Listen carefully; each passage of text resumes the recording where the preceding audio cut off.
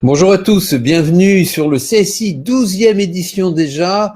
Vous êtes très nombreux à nous retrouver tous les jeudis soirs et nous essayons de vous apporter une information scientifique indépendante pour que vous puissiez vous faire votre opinion véritablement de la situation actuelle. Et tout de suite, parce qu'il y a beaucoup de difficultés de connexion, de censure, je vais demander à Louis de venir nous expliquer les différentes techniques pour pouvoir se connecter. Bienvenue Louis, bonjour. Bonsoir Olivier. Je suis pas tout seul en fait. Il y a Hélène qui est là.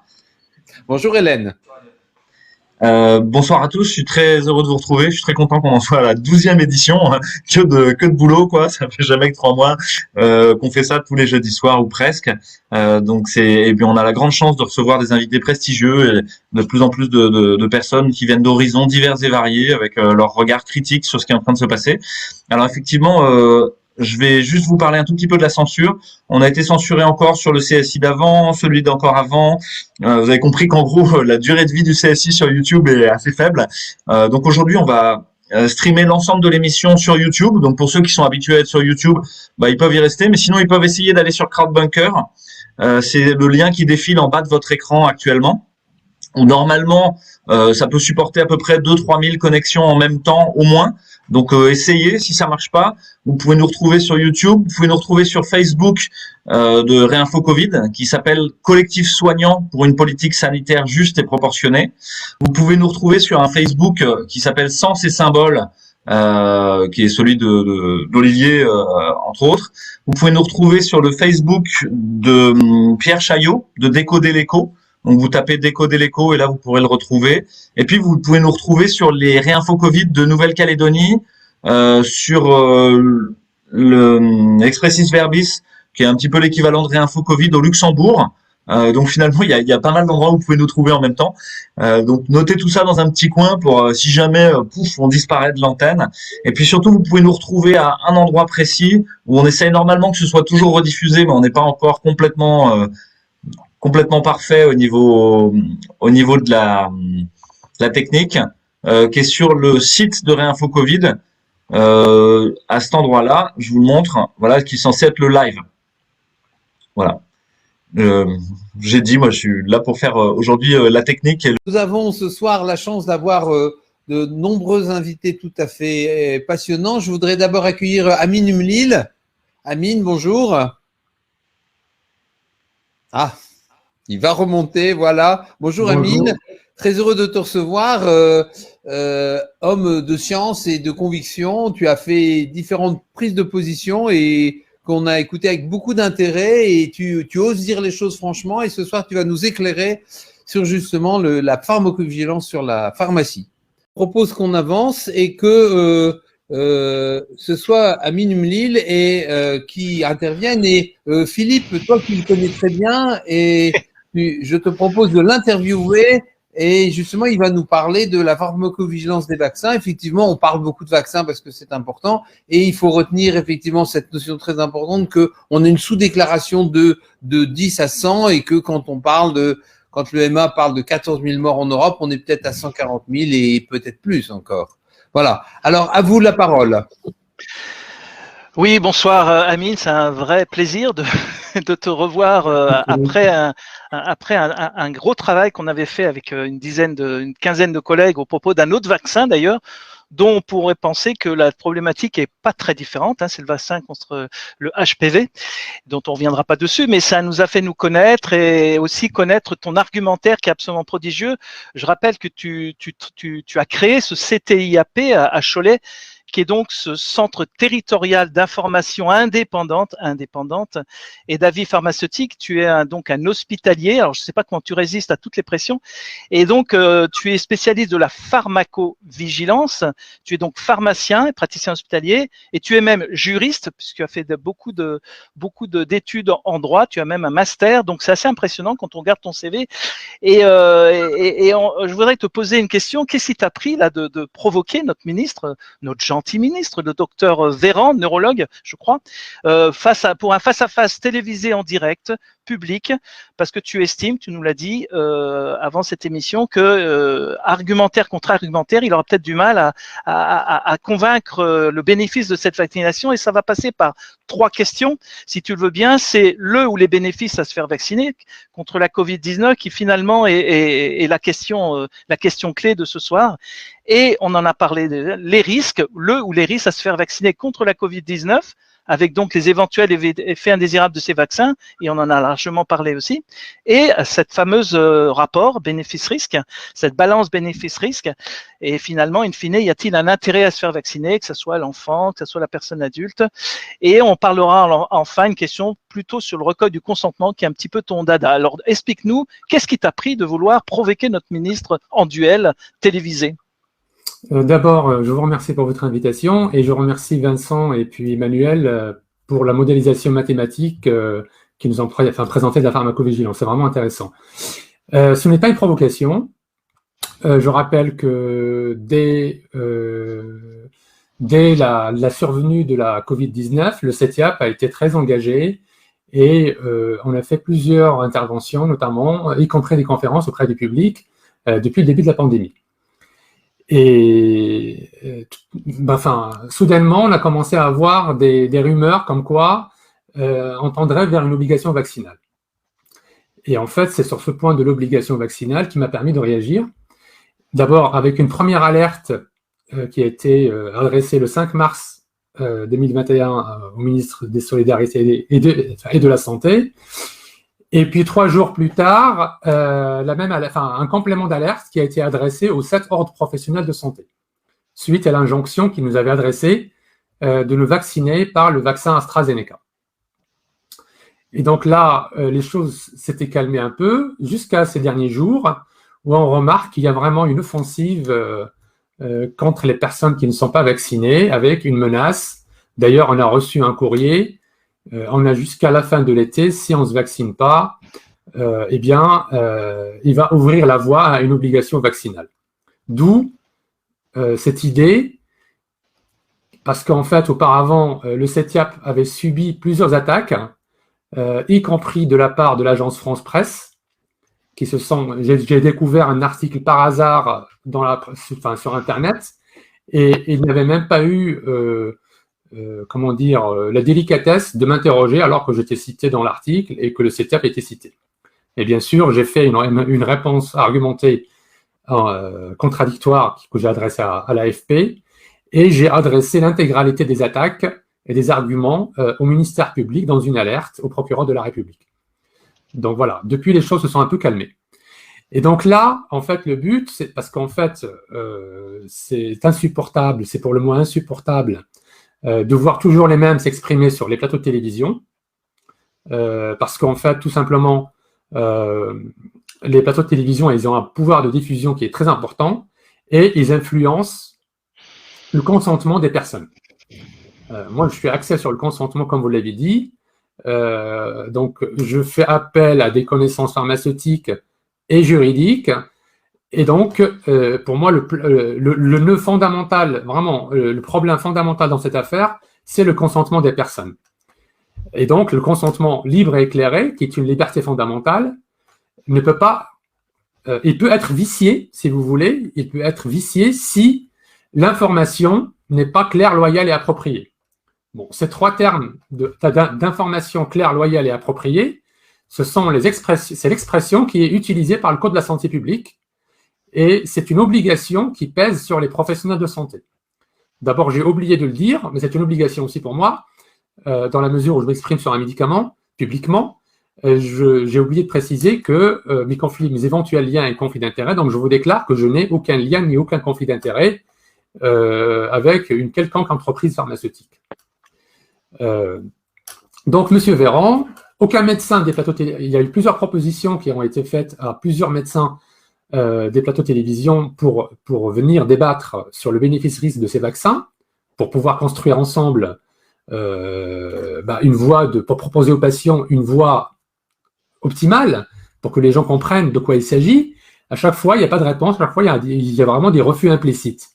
Et donc là, il ne me restait plus que Monsieur le ministre, suite à ce courrier, suite à ce qu'on a appris dans la presse ce week-end, Donc, il m'a semblé utile de lui proposer vraiment de cet échange, cette rencontre, peut-être qu'il n'est pas au courant de toutes les données. Et donc, le but, c'est de venir lui soumettre et pour vérifier qu'il a en main toutes les informations dont, par exemple, moi, je dispose.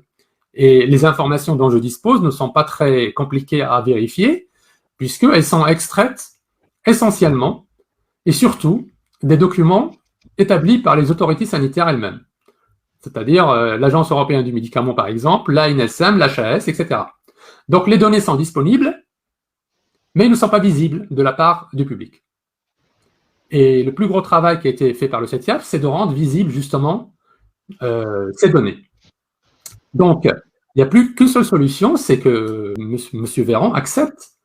Le but, c'est pas vraiment d'avoir un conflit, c'est vraiment d'avoir un échange constructif, contradictoire et utile pour pouvoir trouver. On a quelques idées pour sortir de cette crise, pour que tout le monde sorte par le haut, mais donc il faudra qu'il accepte ce débat. Voilà.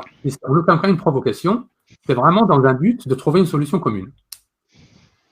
Alors, c'est vraiment très courageux ce que tu fais. Alors, je sais pas, ces CTIAP, là, ils existent dans d'autres hôpitaux ou c'est vraiment une particularité de ton centre hospitalier? Ben, il me semble que c'est le seul centre hospitalier qui a créé. Donc, vous trouverez sur le site, vous allez dans la page rationnelle de CETIAP, et en fait, il a été créé suite au rapport de l'Inspection générale des affaires sociales, l'IGAS, l'IGAS en 2007, ça remonte à 2007. Donc, il y a quand même plusieurs années. 2007, l'IGAS publie un rapport qui s'intitule « L'information des médecins généralistes ». Et dans ce rapport, eh bien, on découvre la problématique que l'on rencontre aujourd'hui, c'est-à-dire que les professionnels de santé, donc les médecins généralistes, mais les professionnels de santé en général, reçoivent beaucoup d'informations et ils n'ont pas le temps, ou parfois la compétence, de faire le tri entre les différentes informations qu'ils reçoivent, et ces informations ne sont pas toujours indépendantes et ne sont pas toujours fiables. Et donc, l'idée du CETIAP était venue de là. Donc, on a proposé un projet qui a été présenté à la CNAM. Il y a les inspecteurs de la CNAM qui ont validé le projet. À l'époque, c'était l'Agence régionale de l'hospitalisation. Donc, c'était même pas encore l'ARS, l'Agence régionale de santé, c'était avant. Donc, c'était en 2007, avant la création des ARS. Donc, ils étaient au courant du projet. Enfin, ça a été validé. Et puis après, donc, administrativement, il avait été créé. Et puis, pour une raison inconnue, il y a eu des obstacles dans sa mise en œuvre effective.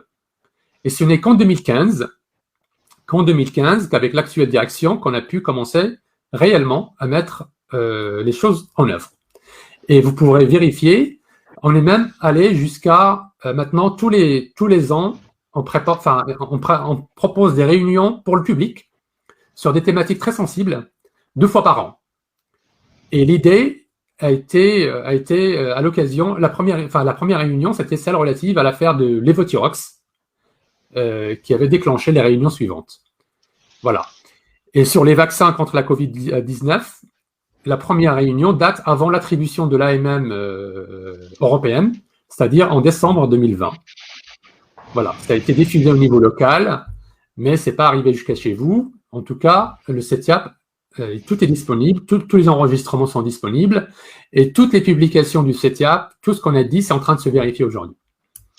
Oui, on rappelle aussi que ça a été créé bien avant la crise de Covid, parce que je crois que c'est depuis l'idée a germé depuis 2005, il me semble, et j'incite vraiment j'incite vraiment toutes les personnes à aller voir sur ce site qui est en fait l'équivalent d'un centre de pharmacovigilance finalement, mais qui fait visiblement beaucoup plus et surtout qui est très peu opaque à la différence de certains autres centres de pharmacovigilance, comme l'ont rappelé Vincent Palavant et Emmanuel Darns.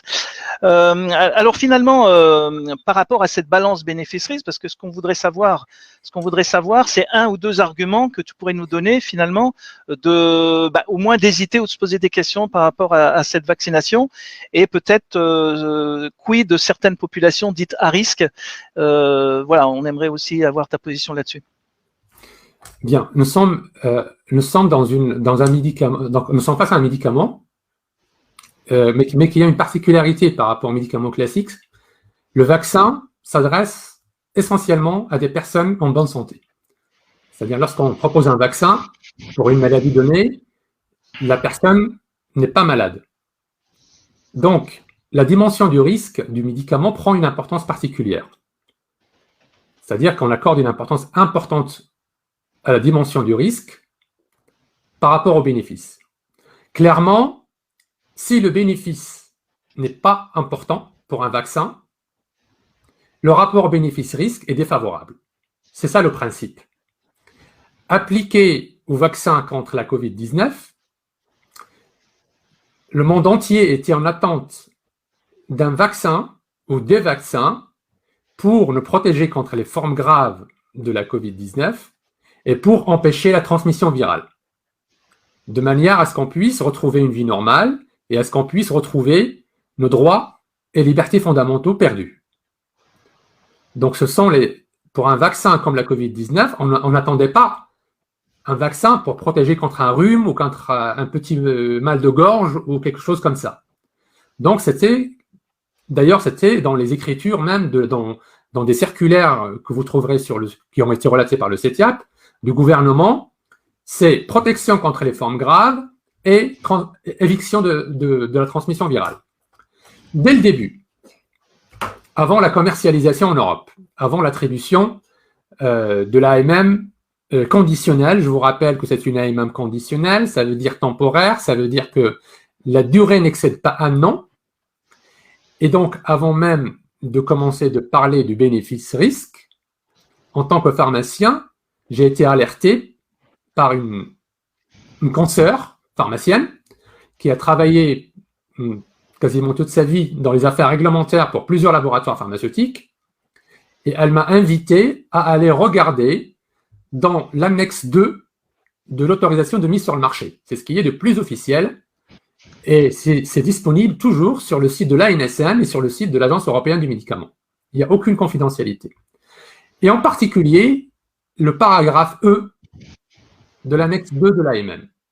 Le paragraphe E, quand on le regarde, vaccin par vaccin, il vous propose tout ce qu'il reste à faire, tout ce qui n'est pas terminé pour ces vaccins. Et moi, ce qui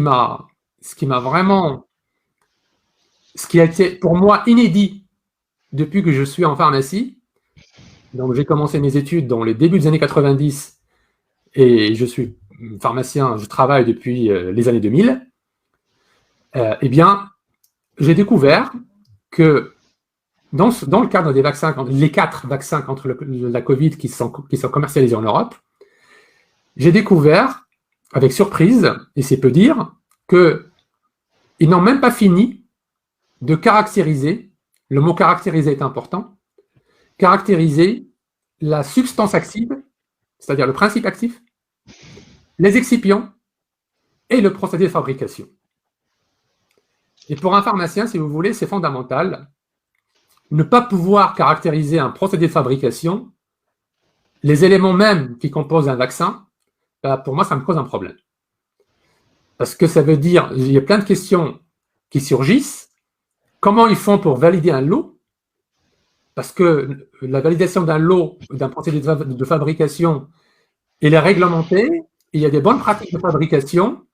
Si vous voulez, c'est comme si on s'autorise à lancer la production d'une chaîne de fabrication de voitures sans avoir caractérisé au préalable les matériaux de sécurité qui vont rentrer dans la composition des freins, des pneus, tout ce que vous voulez.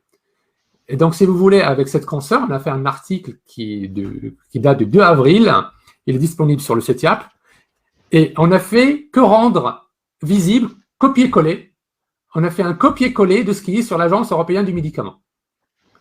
Et bien sûr, comme on s'adresse à du public, et comme le but du CETIAP, ce n'est pas uniquement les professionnels de santé, notre rôle, c'est de rendre accessible avec un langage accessible à tout le monde, parce qu'on estime que la première des pauvretés, des vulnérabilités et des inégalités, c'est de ne pas pouvoir accéder à une information claire, loyale et appropriée. Voilà. Lorsqu'on n'a pas fait des études, lorsqu'on n'est pas capable d'avoir comprendre des données complexes, le rôle d'un professionnel, c'est de permettre à tout le monde de comprendre. Parce que, encore une fois, de cette information dépend le consentement de la personne. Et je vous rappelle que le consentement, c'est une liberté fondamentale, qu'elle est liée à l'autonomie de la personne humaine Et quand on parle de l'autonomie juridiquement de la personne humaine, elle est directement reliée à la dignité de la personne humaine. Donc, c'est ce qu'il y a de plus protégé par le droit, c'est la dignité de la personne humaine. Voilà. Donc, quand on a découvert ça dans la composition, ça nous a causé problème. Maintenant, le bénéfice. Rapidement, le bénéfice. Dès le début, dans les écritures de la Haute Autorité de Santé, il a été clairement indiqué que le vaccin n'a pas apporté la preuve de son efficacité contre la prévention de la transmission virale. Ça, personne ne peut contester ça, y compris à ce jour-là. Donc ça, c'est un point qu'on peut évacuer rapidement. Donc, le seul espoir de pouvoir déployer ces vaccins au départ, je suis en train de vous parler de fin décembre 2020 là, c'était de dire aux gens que ça vous protégera contre les formes graves. Ce qui était non démontré à l'époque.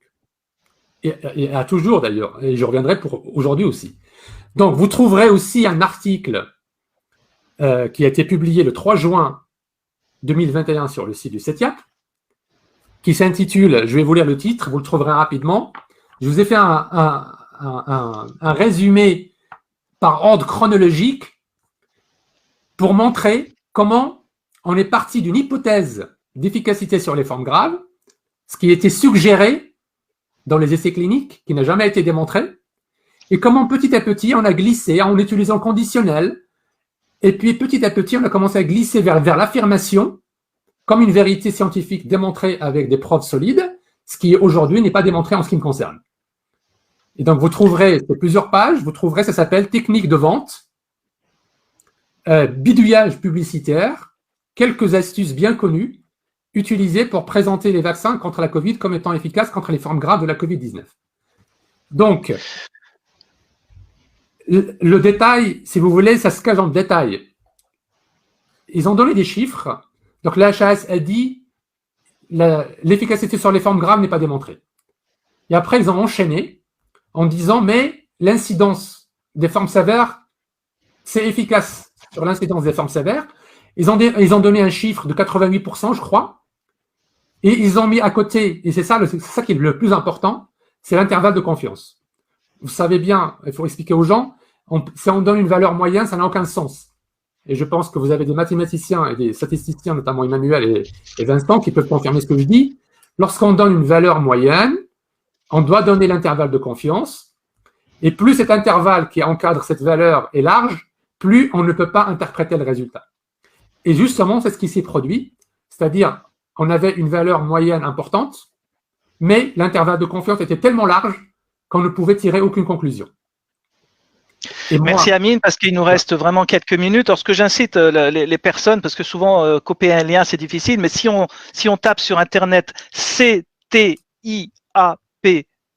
espace Cholet, vous retrouverez de toute façon tout ce que tu nous dis, et je crois que ça serait un très très bon argumentaire. Alors si tu n'as pas l'occasion de t'entretenir en direct avec le ministre, peut-être certains d'entre nous pourraient le faire avec tous les directeurs des ARS dans chaque région en prenant ton argumentaire. Alors on a une question parce que finalement on navigue entre l'expérimentation humaine, comme tu l'as dit, avec cette AMM conditionnelle, et puis l'éthique, le consentement, la loi, et de plus en plus cette stigmatisation des non-vaccinés. Et un de nos internautes nous demande, mais qu'est-ce qu'on peut faire, quelle alternative par rapport à ce qui est en train de se passer? J'ai envie de vous dire, lorsqu'on n'a pas le choix, dans un pays civilisé, c'est le droit qui régule les rapports entre les personnes. Le problème, c'est que, je peux me tromper, hein, mais vu la pression politique et médiatique, vous voyez bien que les professionnels de santé, même des médecins qui n'ont pas envie de prescrire, ils finissent par prescrire quand même. Et donc, je pense que les juridictions, quel est le juge, quel est le procureur qui serait capable d'aller contre ce mouvement de descendant, puissant. À mon avis, je ne sais pas si la saisine des juridictions est quelque chose qui va permettre de protéger les patients ou pas. Et c'est pour ça que moi j'ai l'impression que nous sommes passés dans une ère que l'on pourrait qualifier de post-science et de post-droit. C'est vraiment effrayant en ce qui me concerne. Moi, c'est des choses qui m'effraient. Le fait alors qu'il n'y a aucun texte qui oblige quiconque à se vacciner, et c'est bien une vaccination volontaire.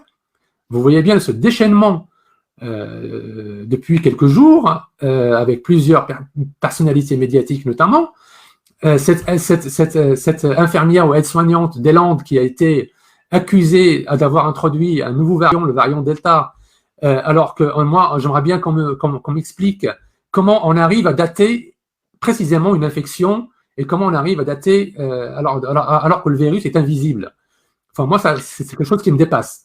Grand merci Amine, on va interrompre cette interview, c'est passionnant, je pense que tu reviendras nous expliquer et félicitations pour ton courage et ton abnégation, puis on va faire voir s'il y a quelques questions de notre conseil scientifique avant peut-être de passer aux questions des auditeurs. Merci encore Amine et bravo au nom de tout le CSI et de toutes les personnes qui nous regardent. Merci beaucoup Amine, c'est effectivement très très bien et le CTIAP commence à devenir un des piliers en France d'une force scientifique et avec l'IHU, ça devient quelque chose de très important. On voit bien monter dans les commentaires l'angoisse générale de tous ceux qui disent mais comment va-t-on faire? Et face à ce déferlement, comment va-t-on faire? Et je pense que chacun doit se poser la question de sa capacité de résistance et de se dire non, si je ne veux pas, je ne veux pas. Globalement, dites-vous bien que quand on prend toutes les statistiques, 40% des Français ne veulent pas se faire vacciner, même si les médias mainstream ne veulent pas vous le dire. Donc, si vous vous sentez isolé, sachez qu'il y a 40% de personnes qui pensent comme vous et qui ne sont pas encore aujourd'hui convaincus. Alors voilà, qui est-ce qui veut réagir? Hélène. Oui, voilà, je voudrais déjà remercier Amine en tant que collègue, puisqu'on est pharmaciens tous les deux, et je voulais aller dans son sens en citant un rapport du 25 juin du gouvernement anglais qui concerne justement le variant Delta. Ils ont étudié les contaminations, les hospitalisations et les décès en fonction de l'âge. Ils ont donné une fourchette supérieure à 50 ans ou moins de 50 ans. Et quand on regarde les chiffres, on voit que pour les plus de 50 ans, chez les personnes qui ont été détectées porteurs du variant Delta, eh bien, elles ont plus de risques de décéder de la Covid si elles ont été vaccinées que si elles ne l'ont pas été. Voilà, ça, ce sont les chiffres qui sont donnés par le gouvernement anglais. Voilà, pour les plus de 50 ans. Donc, ça confirme bien que ça n'évite pas les formes graves. Et juste pour compléter ce que dit ma consoeur Hélène, le plus gros problème qu'on a en pharmacovigilance et ce que les centres de pharmacovigilance rencontrent, c'est la difficulté avec la méthode officielle d'imputabilité des effets indésirables. C'est-à-dire, malgré toute la bonne volonté du monde, d'abord, il y a beaucoup de dossiers qui sont incomplets, et surtout, les dossiers qui sont saisis directement sur la plateforme qui a été mise à disposition de tout le monde, parce que depuis 2012, tout le monde peut déclarer directement, donc les patients et les associations agréées de patients, mais il faut savoir après que ça redescend au centre de pharmacovigilance. Et si le dossier n'est pas complet, et bien malheureusement, même quand on a un dossier très complet, l'imputabilité est souvent faible. Et surtout pour les vaccins. Parce que, je ne sais pas si j'ai le temps de développer, mais si vous voulez, c'est déjà au niveau, on a 3 imputabilités en fait. Il y a l'imputabilité chronologique, ce qu'on appelle chronologique, sémiologique et bibliographique. L'imputabilité chronologique, pour un médicament, un comprimé par exemple, eh bien, on a 3 délais, 2 voire 3 délais. C'est-à-dire, on a un premier délai entre l'administration et l'apparition de l'effet indésirable. Un deuxième délai, lorsque le médecin suspecte ce médicament, il l'arrête. On voit l'évolution après l'arrêt. Si l'effet indésirable régresse, il y a une probabilité de penser que c'est lié au médicament. Et parfois, le lien n'est pas fait. Et donc, le médecin reprend, en pensant que ça ne vient pas du médicament, il reprend le médicament. Et là, on voit réapparaître l'effet indésirable. Donc là, on a encore un 3e délai qui vient encore renforcer l'imputabilité chronologique. Pour les vaccins, vous voyez bien, quand on injecte, c'est fini. On ne peut plus revenir en arrière. On ne peut plus arrêter l'effet.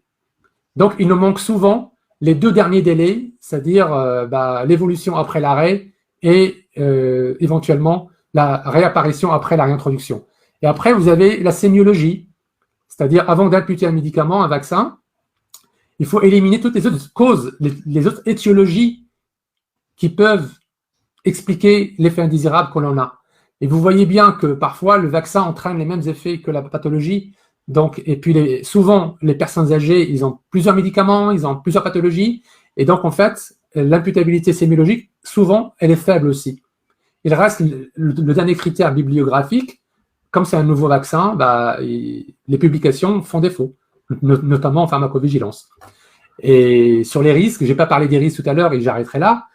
Les risques, il y avait les risques immédiats que l'on a juste après la vaccination. Globalement, ce sont on va dire, les effets indésirables des vaccinations classiques, avec quand même quelques effets graves, comme par exemple le choc anaphylactique. Et puis maintenant, on commence à voir apparaître des signaux forts, ce qui pourrait constituer des effets à moyen terme. On n'est pas encore dans le long terme, mais à moyen terme. Et je vous invite à aller voir, c'est sur le site de l'ANSM, c'est eux qui le disent. Eh bien, vous trouvez des signaux forts dont le lien de causalité n'a pas encore été retenu, mais ils les ont mis en avant. Vous avez des échecs vaccinaux, vous avez le zona, troubles cardiaques, des thrombopénies, vous avez des syndromes de Guillain-Barré, même maladies auto-immunes, vous avez des hémophilies, je crois, acquises. Donc, c'est quand même des choses sérieuses qui commencent à apparaître. Des myocardites, des péricardites, mais maintenant, je crois que même les autorités commencent à dire que c'est possible. Voilà, en plus du signal qui a été vraiment retenu, c'est-à-dire l'hypertension artérielle, l'augmentation de l'hypertension artérielle. Donc, voilà brièvement.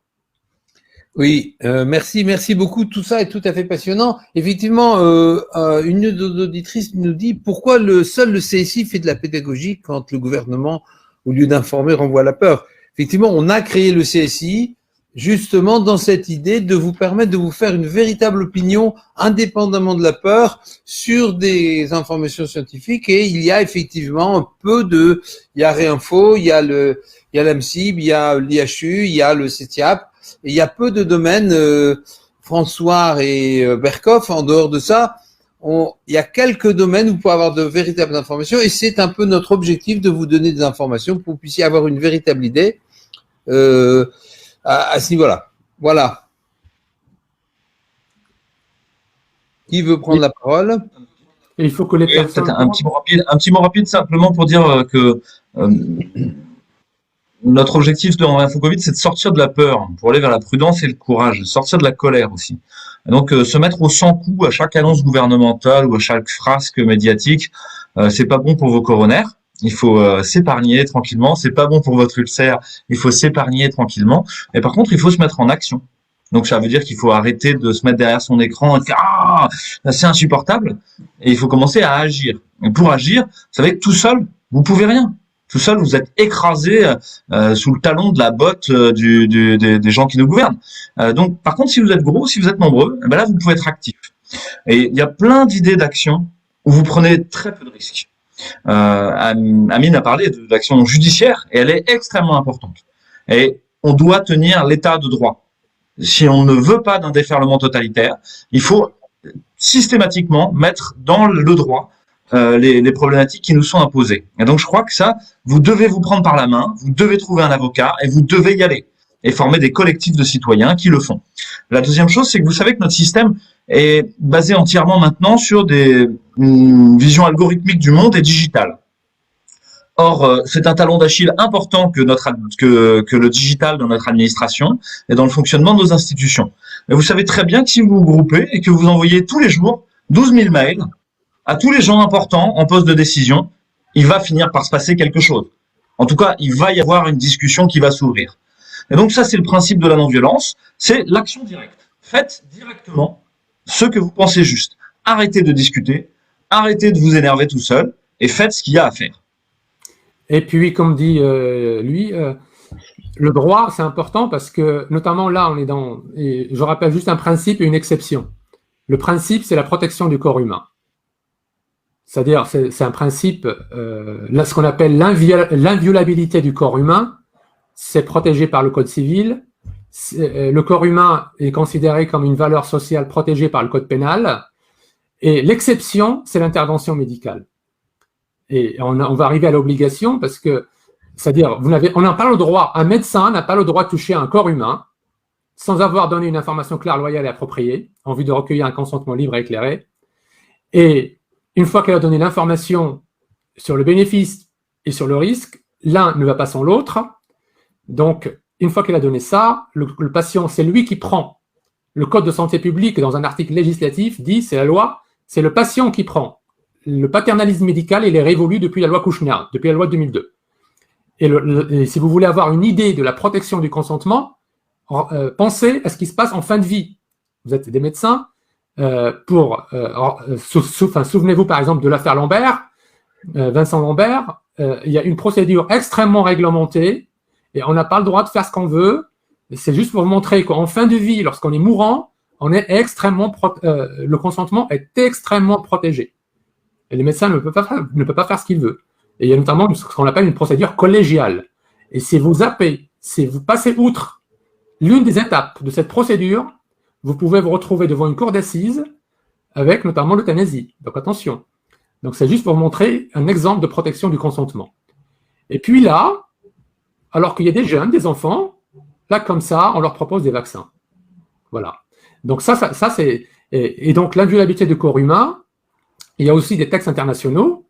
On parle souvent du code de Nuremberg. Bon, il faut savoir que le code de Nuremberg, c'est un principe qu'un juge peut-être un jour pourra dégager comme un principe général du droit, mais pour l'instant, le code de Nuremberg, il me semble, c'est à vérifier, il n'est pas contraignant pour les États. Mais par contre, il y a la convention d'Oviedo. C'est une convention qui a été signée en vigueur en France depuis avril 2012. La convention d'Oviedo, c'est une convention, un texte international, un instrument juridique qui est contraignant pour les États, ils doivent le respecter. Et ce texte, c'est quoi? C'est la protection de l'être humain, notamment contre les progrès rapides de la science, contre les abus de la science. Donc quand on pense code de Nuremberg, très bien, mais surtout, ce qui est contraignant juridiquement, c'est la convention d'Oviedo au niveau international. Maintenant, nous ne sommes pas à l'abri d'une modification de texte. Vous savez bien qu'ils font ce qu'ils veulent, que la représentation nationale, des fois, il y a des choses qui sont votées avec parfois 13% de députés absents, et je pense qu'il est quand même, il me semble que quand même que la démocratie, c'est par les représentants, mais c'est aussi par les personnes, par le peuple. Donc, je trouverais dommage et regrettable, avec toutes les compétences médicales et pharmaceutiques qui sont réparties sur le territoire, que le débat, s'ils veulent faire un débat sur l'obligation ou sur les choses au niveau de l'Assemblée nationale ou au niveau du Sénat, que ce soit uniquement entre toujours les mêmes personnes. Donc, voilà ce que je voulais dire, sachant que les textes que je vais donner ne sont pas exhaustifs, hein, il y en a d'autres. Hein. Voilà. Et sachant que quand on donne une information, ça c'est important, l'information claire, loyale et appropriée, par exemple sur les risques, le juge, il a complété la loi, c'est-à-dire la jurisprudence, le juge, il dit, on a l'obligation d'informer sur les risques lorsque ces risques sont fréquents ou lorsque ces risques sont graves, même exceptionnels. C'est-à-dire que si vous avez un seul cas de paralysie faciale, comme on l'avait depuis le début, dans les documents de la Haute Autorité de Santé dès le mois de décembre, si vous avez un seul cas de paralysie faciale après l'administration d'un vaccin, eh bien, ce cas doit être porté à la connaissance de la personne. Il faut lui dire, il y a eu un cas décrit, sans forcément parler de la certitude du lien de causalité, mais lui dire qu'il y a eu un cas qui a été décrit après une vaccination. Et le gros problème qu'on a, c'est le lien de causalité, que ce soit au niveau pharmacovigilance ou au niveau juridique.